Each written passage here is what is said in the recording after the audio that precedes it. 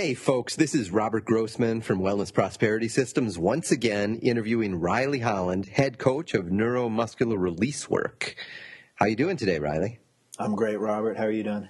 I'm doing great. Thank you very much. So we've been talking the last few weeks about mental toughness, and we've been talking about the enemies of mental toughness. And I think this is going to be a great conversation because we've laid all kinds of groundwork, and we have a lot to build on. But before we go into that, could you just give us a quick review? I mean, what is mental toughness? What are the enemies of mental toughness? Set us straight before we build on that foundation. Sure.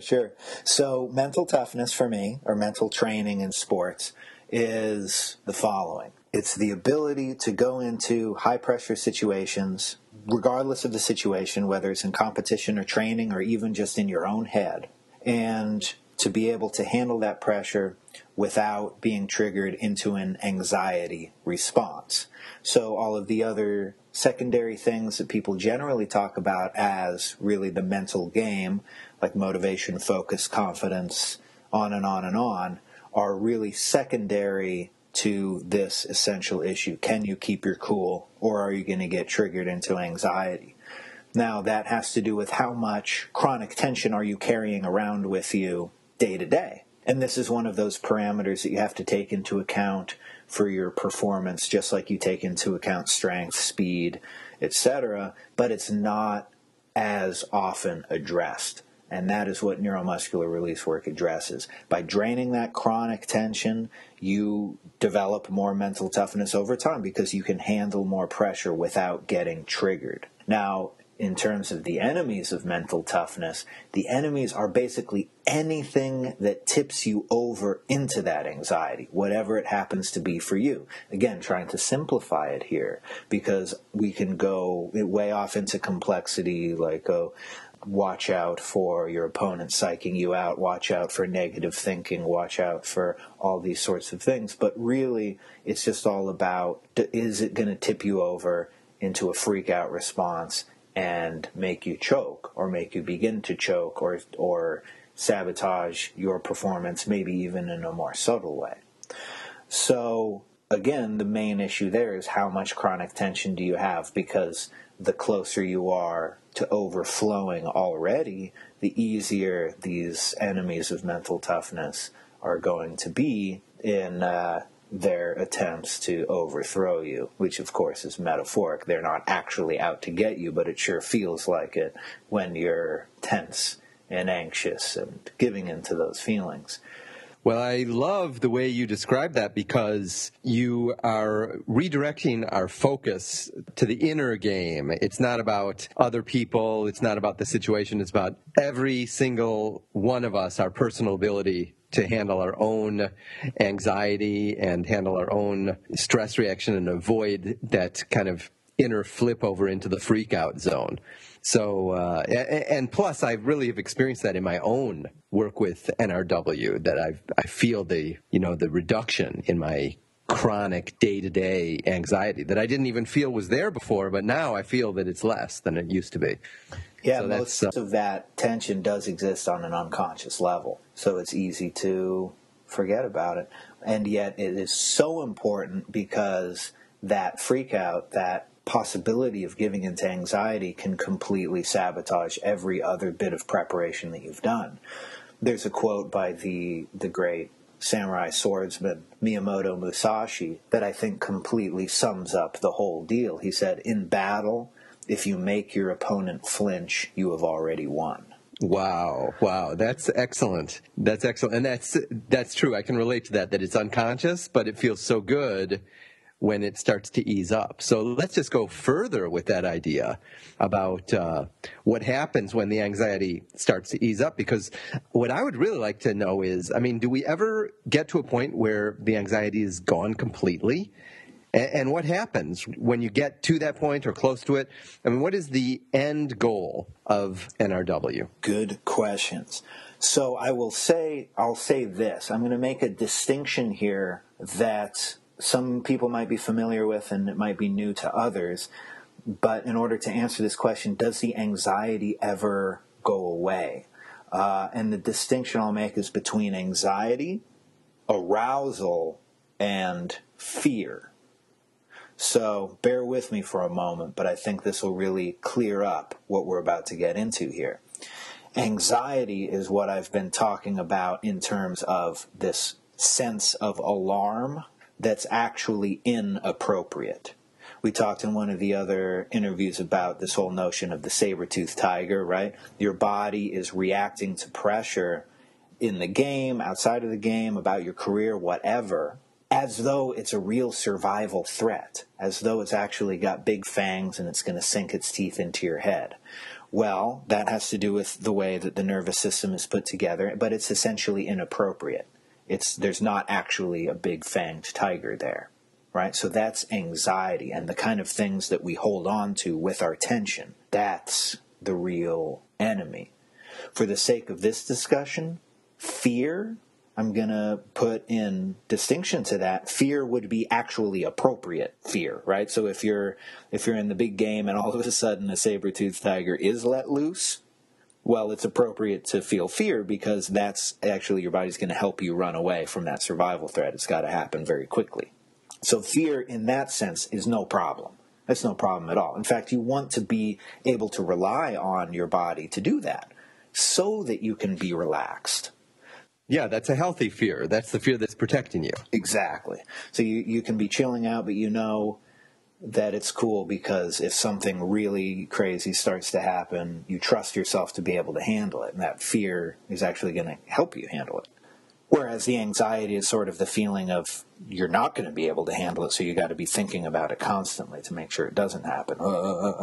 And then the third one that I mentioned is arousal, which is simply a feeling of being energized, of being alert, and of having a lot of energy moving through your system.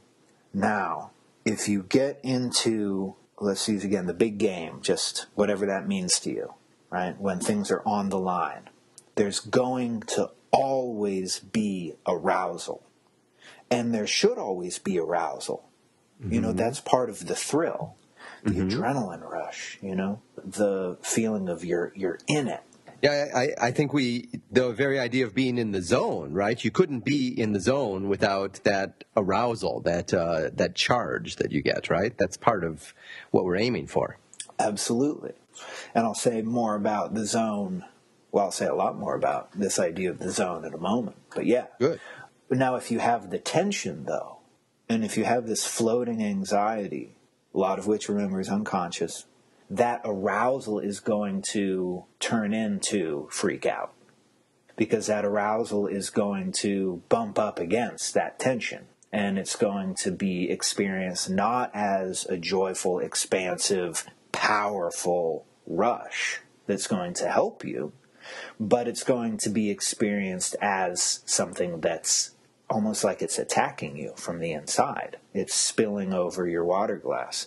You can almost imagine, to use, I think, a kind of a silly, but maybe hopefully a vivid image, is that the arousal, if you can ride the arousal with relaxation, it's like you're riding on the saber-toothed tiger, right? Versus if you're bracing yourself against it with tension, then it's like the saber-toothed tiger is eating you. So, within that context, and if you think of that, is it possible to get rid of anxiety completely? Yeah, absolutely. There can still be fear, and there will definitely still be arousal, but yes, the anxiety itself is merely a response. It's an inappropriate response to fear and arousal, which are both healthy and helpful things. Oh, that is a super helpful distinction, and it's very encouraging too that it's possible to get rid of anxiety, because so few people actually do that. I mean, we're used to everybody living with constant anxiety at some level. I mean, all of us feel it. So I think that's in itself, that's very inspirational. Just that it's possible to be free from it. Yeah, it's possible. You need to have the right way to go about it. And understanding its root in body tension is, to me, the main insight that's going to help you do that. And then having a technique to help you really drain that tension that actually works, then it's just a matter of pitching that tension out. But if you don't have that insight, then it's so easy to get lost in the maze and the labyrinth of all these secondary issues. Yeah, I can see that. Well, so what happens when you take this understanding that the tension is rooted in the muscles of the body, and you take the technique, which is embodied in NRW, and you take it all the way? I mean, what can you expect if you take the technique all the way and actually lose the anxiety completely? Yes. So let's talk here then about this idea of being in the zone, because this essentially is what you're inching your way towards, the more tension that you release. So I'm going to make what's perhaps a little bit of a bold claim here, but I think that it's true, which is that being in the zone is your natural state. That's where we're supposed to be. That's our birthright. That's the human state when we're operating at our, I don't even want to say highest potential, because that makes it look like it's something that's out there to be achieved in the way that you achieve a trophy or a degree or something like that. But in fact, it's not out there that you have to reach for. It's within you. It's just underneath all this crap, underneath all of this tension, the chronic tension, and all of the anxiety associated with it. We tend to look at this phenomenon of being in the zone as being a magical, almost, we're almost superstitious about it. It comes as it comes. As it comes, so does it go. You hope for it. When you're in it, it's on its way out. It's almost like it's the grace of God that arbitrarily bestows it on some people sometimes. That's right, like a peak experience or something that sometimes it comes, but you can't necessarily control it or call it up on demand. Exactly. Mm-hmm. But I even want to question that. Okay, let's question it. How do you see that? So if we have this image of anxiety and tension being something that's actually completely possible to get rid of, and as a matter of fact, something that's like a contamination for the way humans, and remember, you listening to this, we're talking about you here. We're not talking about other people. We're talking about you. That's actually a completely fixable pathology. It's hard to have this in mind because we live in a world of tense and anxious people. But from the point of view of a tense and anxious person, yes, of course, the zone, the peak experience, it just comes through in a flash every once in a while. And we don't understand it, and we hope for it, and maybe there are a few things we can do to encourage it. But of course, we're not going to be able to just press a magic button and get into the zone automatically. So rest assured that I'm not saying that. I'm not saying that there's a magical, instant, overnight cure here, but that gradually over time, as the tension dissolves, what we associate with being in the zone, being in the peak experience as a temporary thing, begins to reveal itself simply as the way that you naturally operate. So in that sense, it's something that's very graspable and very possible to make more or less permanent. But of course, as you get there, it's not going to seem as magical.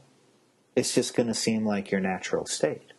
Well, what you're saying, this is really connecting for me with what you said a few minutes ago about how the anxiety that we carry around with us is unconscious. So from the perspective of a person carrying tons of unconscious anxiety, that experience of being in the zone feels completely unpredictable because we're not aware of the anxiety that's causing it. Is that what you're saying?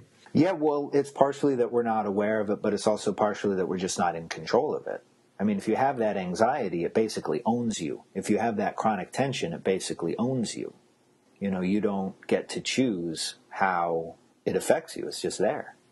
Yeah, that's true. That's true. So that arousal is going to turn into difficulty, into blockage. It's going to spin out into all these other things, negative thinking, overthinking, whatever. All these things that people want to deal with on their own terms in the context of thought, but that is never going to work. You cannot solve this problem on the level of thought. And I'll tell you why. It's because, think about this notion of being in the zone. What are some of the main characteristics that people talk about? Well, for one thing, there's a total flowing with your performance, right? There's the feeling of simply being able to do what you do effortlessly and yet at a greater level than you're usually able to do it. There's a feeling of kind of being so in the moment, right? Which then is associated with the feeling of you're blank, you're not thinking. You don't have any thoughts that are getting in the way of your body moving and doing what it knows how to do. And that's what seems kind of magical about it, because usually we're so in our own way with our tension. But really, all of these body functions are pretty magical. I mean, if you felt your heart beating for a second, if you really felt all of the processes going on within your body every moment that keep you alive, you would think it was magical. So if we think of this idea of, yes, this is a fundamental characteristic of being in the zone, is that your thought is wiped out. Your sense of self is kind of wiped out. And there's just the moment. And there's just flowing in the moment. Now, that's no accident, because I'll make another perhaps bold claim here, but one that I think is absolutely true. Thought is tension. Thought is tension. Yes. Think about it this way. Thinking is a way to solve a problem.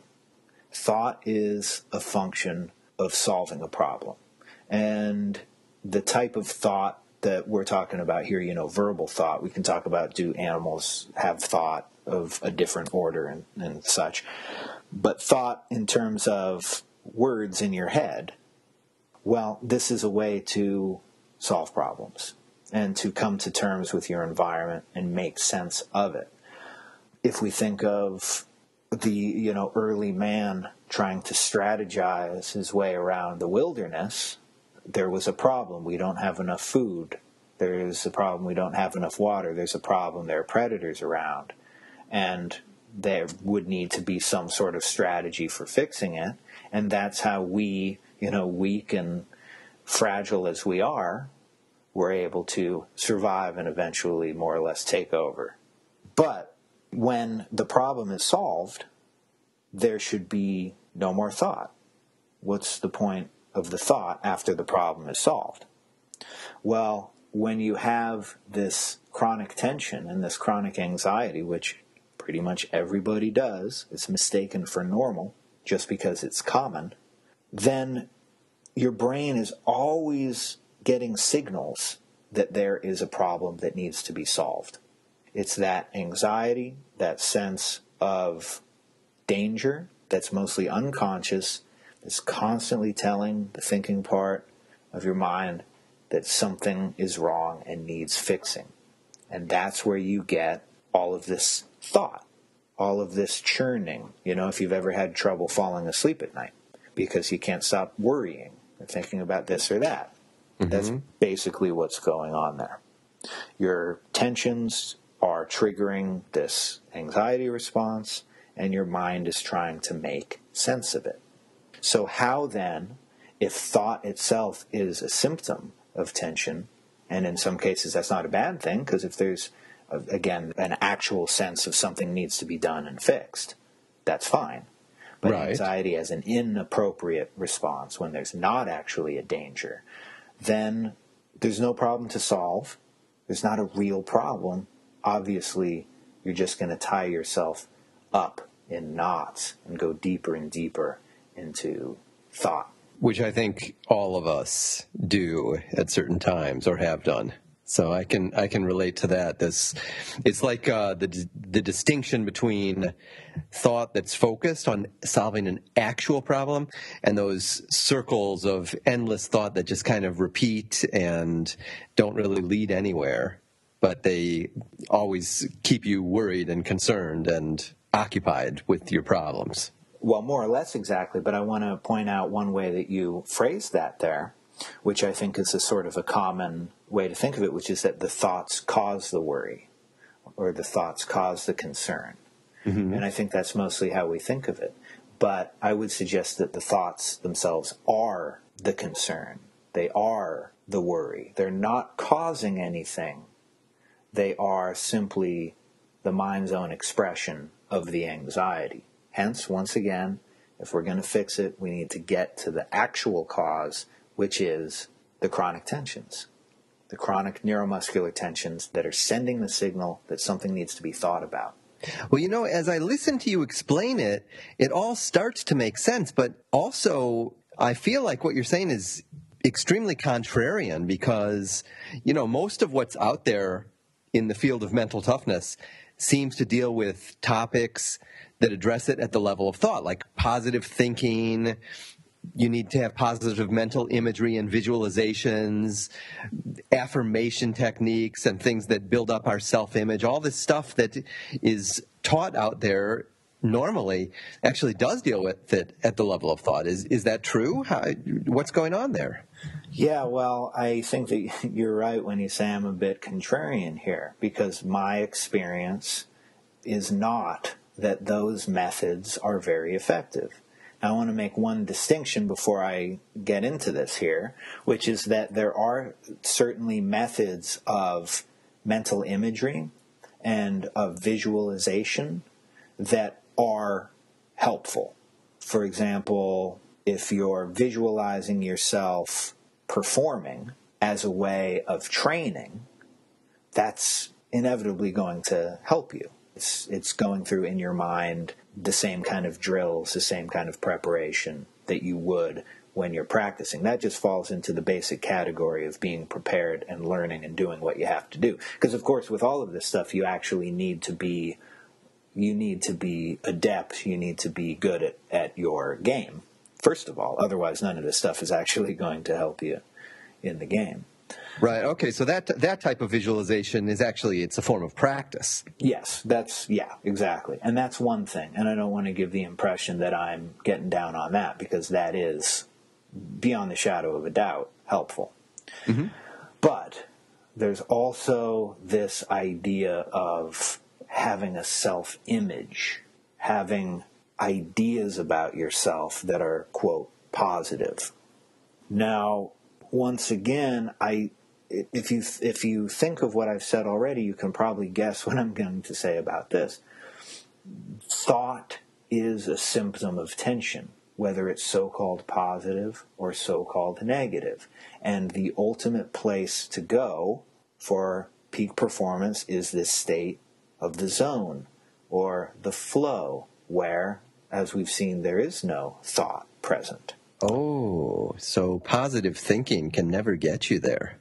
It can't get you there. And if you look closely at usually what people are saying about the role of positive thinking, is they claim that it's going to get you into the peak performance state or get you close.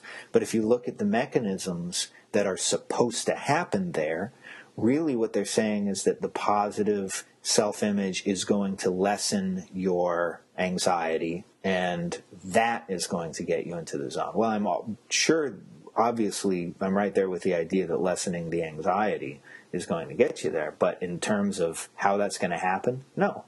Positive thinking is not going to help. And here's one reason. First of all, it's because you're never going to get to a deeper level of deep tension release when you're constantly giving yourself thoughts about who you are. But also, we talked about on one of the other interviews the idea of confidence. The idea that confidence is something that, I think as you put it, it's like confidence is only possible in the negative, meaning that only if you lack confidence are you thinking about confidence. Like, I need more confidence, I'm not confident. But people who are confident are never thinking about confidence. It's never on their mind. They're just flowing, just in the moment. Well, think about if you're going to give yourself positive affirmations of, I am confident. Well, first of all, that's a little bit problematic, just simply because you're emphasizing something that's only definable in the negative. You're basically telling yourself that you're not confident. By telling yourself that you are confident, you're telling yourself that you're not confident. That sounds a little weird, perhaps, but it's true. Now, even if you do convince yourself, and now it's possible to convince yourself of anything if you say it to yourself enough times, right? Mm-hmm. Just look around you. Yeah, I think that's a proven fact at this point.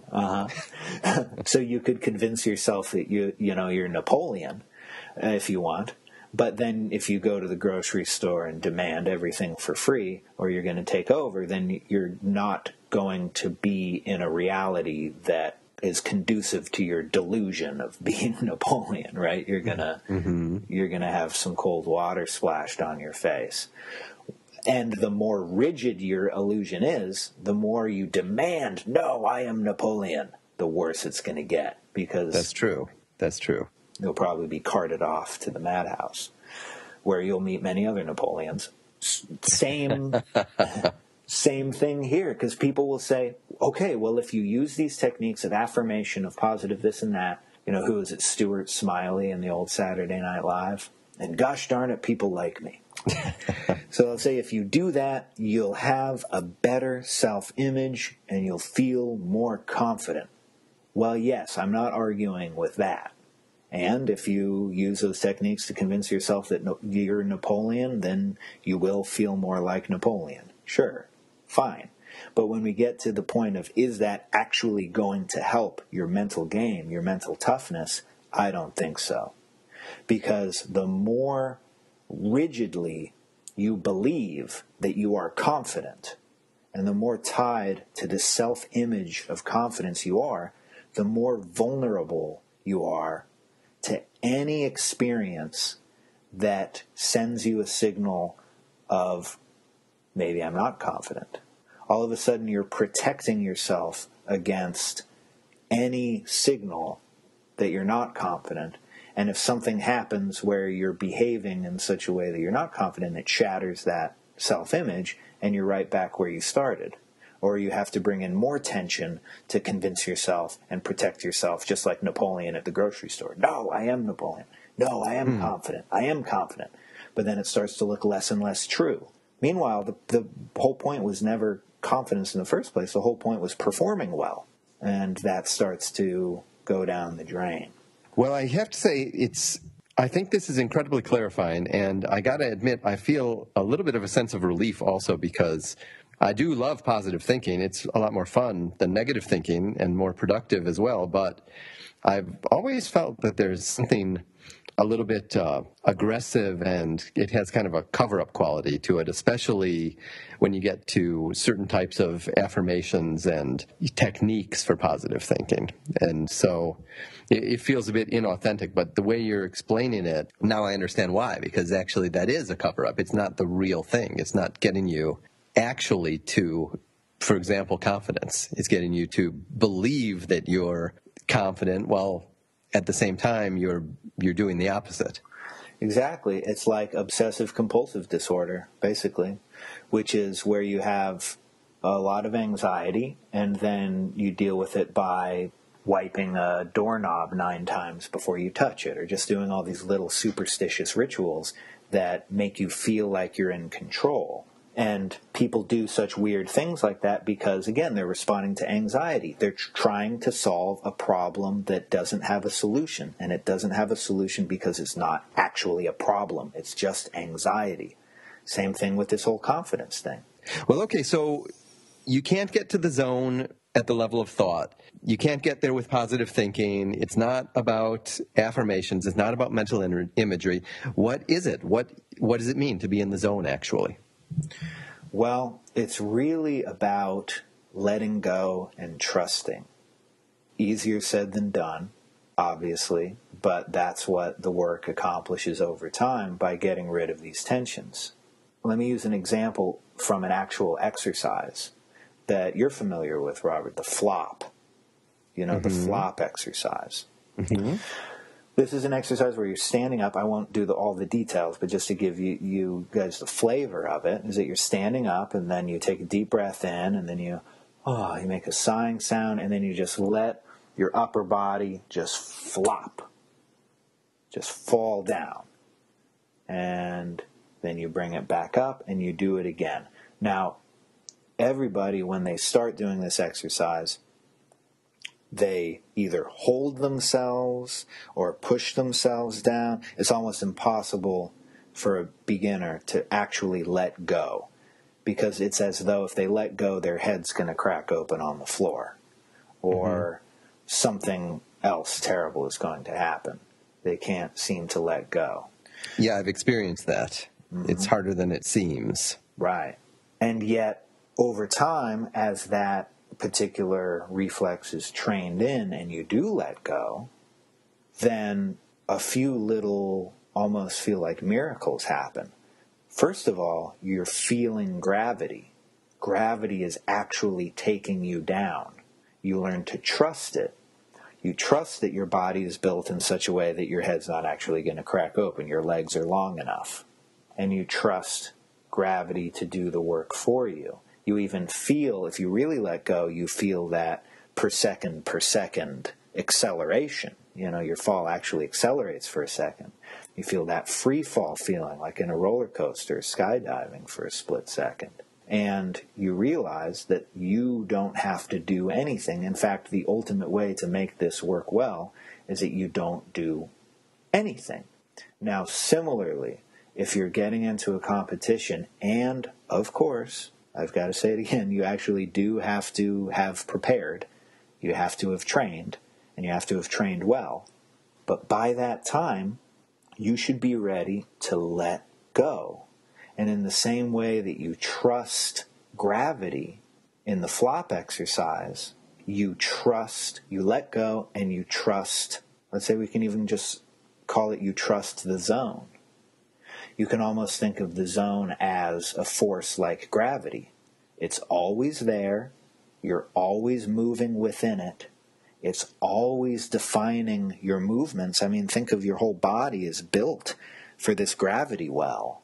It's all built based on the fact that it's always responding to the force of gravity, and yet we resist it. Even lie down on a bed and feel your tensions. Most people are holding themselves up as though the bed's not going to catch them, even though they're lying on it. Yeah, that's right. That's right. Okay. So the zone is essentially something that is always there, and yet we're resisting through our tension, through our thought, through our feeling that we have to make things happen that can only actually happen by letting go and trusting your body, trusting your training, trusting your instincts, trusting your reflexes. And when all that comes together and the thought dissipates, there you are in your natural state.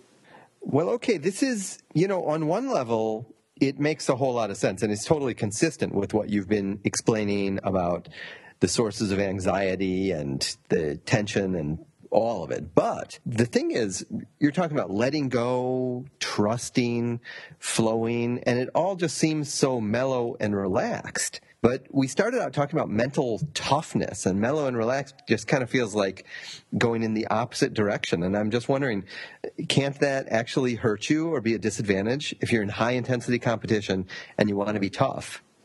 I'm glad you brought that up, because in a way, this is the crux of it in talking about mental toughness and understanding what's really going on there and what it really is. So, yeah, you're right. On the surface, this description, it does make it seem like, yeah, so you're relaxed, you're letting go, you're detached from the outcome, you're not demanding that you're confident, you're not demanding that you act a particular way and perform a particular way, you're not demanding that you even win, because of course those are all tensions. You're letting go. So then you go, well, wait. I almost have the image of someone in the zone looking placid and self-contained, and then on the other side, you have this other image of toughness. So we usually think of it, think of like a bristling, drooling, angry, incredible Hulk. And you think, well, isn't the Hulk going to win? Now, a lot of attitudes of mental toughness do take on this, I think, very naive, highly aggressive-seeming, highly kind of tough thing, but I think that's actually the very, very opposite of mental toughness. And let's see if I can't make that clear. Because if we can show how really empty of value that supposed mental toughness is, then it'll be easier to see how what I'm describing is going to be of a lot more value. Yeah, I think it will, because our culture is really kind of beating it into our heads that Hulk image is the very definition of mental toughness, or of toughness at least. So I want to hear this. All right. So imagine, once again, just a scenario of chronic tension, chronic anxiety, okay, that we all have to come to some sort of terms with, because it causes problems for us. Now, one way to deal with it is this more standard Incredible Hulk version of toughness, which is when the resistances come up, plow through them with even more ferocity and grr and that kind of thing. Mm-hmm. So that if, let's say, you're training, like if you're lifting weights, and I remember, here's the perfect image for this, training in Gold's Gym in Oakland when I was in high school, because our weight room was under construction. So there were a lot of guys like on the Raiders practice team. There are like a lot of really intense weightlifters. And I remember one guy was doing curls, big curls, and he got to the end of a set and he just slammed the dumbbells on the ground and yelled, "Weakness is my enemy," which was hilarious. But that's the attitude of plow through it. Well, here's the problem with that. If every time the fear, or rather the anxiety, right, not rational fear like we were talking about, but this anxiety comes up in whatever form, whether it's the negative thinking or the lack of motivation or whatever the secondary appearance of it is, when it comes up, maybe you have a few tricks to sort of plow through it in some cases, and you can call that toughness. You can call that having a grip on your mental game. But the problem is, even if you can get through some of those resistances when they come up, you're never actually getting rid of the resistances. Mm-hmm. They're always there. They're always an enemy to you. And if your method of dealing with them is attacking them, you're essentially attacking yourself. You're wasting energy with the anxiety, and then you're wasting more energy trying to attack it. And all of a sudden, your entire battle turns into a battle with yourself. That can take you only so far. And then there's just going to be a big old dead end. Yeah, that makes sense. It reminds me of one of my favorite movies, The Last Samurai, when Tom Cruise is fighting with the big samurai with the wooden sword and getting the bejuvies beaten out of him. And then the little samurai says, "No mind." And as soon as he figures that out, he's able to flow and he can defend himself. There you go. So for Tom Cruise, it's enough if he just has a little samurai to remind him, "No mind." But for the rest of us, we have to practice and blast the tension out of our muscles with NRW or some other effective technique, if there is another one. So what I would really like to understand, just to kind of wrap this all up and kind of synthesize what you've been explaining, is how exactly does NRW get us into that zone? Well, once again, it gets us into that zone by simply getting rid of all of the stuff within us that keeps us from being in what is essentially our natural state, the zone. It's like gravity. It's always pulling you there. That's what's left over once you get rid of all the tensions. So we're not taking something and adding it to you. The zone is not a quality that you need to add to yourself. It's simply your birthright of natural flowing access to yourself and to the world and to your own peak performance abilities that's there when you just get rid of all the other junk. So in that sense, it's very different from something like strength building or developing your speed, because it's essentially a process of elimination. You drain the anxiety, you drain the tension, so that gradually there's not even anything to fight against. There's nothing to be the Incredible Hulk against. There is no weakness to be your enemy, right? The enemy's gone. So you're not wasting energy on that. You're not wasting energy on resisting that. And the thought simply drains itself as each layer of tension dissolves. These compulsive thoughts and ruminations, you made a great distinction between actual, rational, deliberate thought and then just thinking and worrying. And you can think of that as rumination, which is a great word. It means chewing your cud. Yeah, it's a great word. Okay. It's not actually, you're just chewing on stuff that's already digested. You're just not able to let it go. You're hanging on to it. You're tense. Perfect description, yes. So as you drain that gradually, again, it does not happen overnight. That's simply impossible. But it does happen. And it can happen. And once again, the entire process is about letting go, in a very literal sense, letting go of the tensions. Letting go of the worries that you think actually keep you together.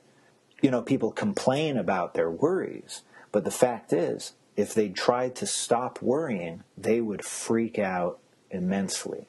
Because it's almost as though we think that by worrying about something, we are preventing it from happening. And that if we stop worrying about it, it's going to happen. Well, what that really is simply realizing that the worry is a response to the tension. If you get rid of the worry for a second, then you just feel the anxiety, pure and dreadful on its own. But if that anxiety goes away and the dread goes away, there's no reason to protect yourself from it by worrying or by attacking it or by making it your enemy.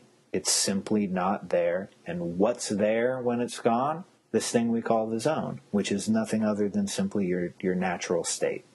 Well, Riley, that is, to me, incredibly clarifying. And I also think it's incredibly contrarian. I mean, you must have killed at least half a dozen sacred cows during this conversation. They were all ruminating, so, Okay, so it's fair in that case.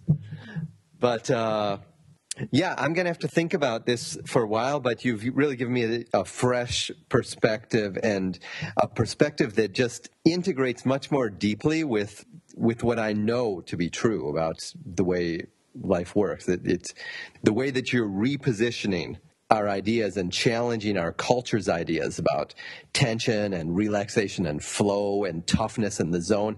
It just has a ring of truth at an authentic, deep level, and I really appreciate that. Do you have any last words of wisdom to share with us on the topic before we wrap up? Well, just, one thing just to be clear is that I agree that it's a fairly contrarian perspective, but I'm not saying it just to be contrarian or just to have some new fun ideas that are fun to think about. This all comes from my 6 years of doing this work intensively on myself and going through what amounts to a transformation through it, and observing what happened to me through that transformation and seeing, basically almost like taking an engine apart and putting it back together, seeing how these things actually work by taking apart my own mind and putting it back together and seeing the functions firsthand. So this isn't just a bright idea. This is something that is also repeatable, because the work's there. If you do it, simply the same thing's going to happen to you. That's if you do push-ups, you will get stronger. If you do NRW, you will get more and more into your natural state of the zone. Well, that certainly explains the ring of truth, because I don't think you get that from books. The ring of truth comes from deep experience, and thank you so much for sharing your experiences and your insights with us. Thank you, Robert, as always. If you're an athlete looking to improve your mental toughness, the free Tension Blaster mini workout could be the edge you're looking for. Turn your nerves into raw, primal power to get in the zone and dominate the competition. Go to tensionblaster.com to get the free exercises now.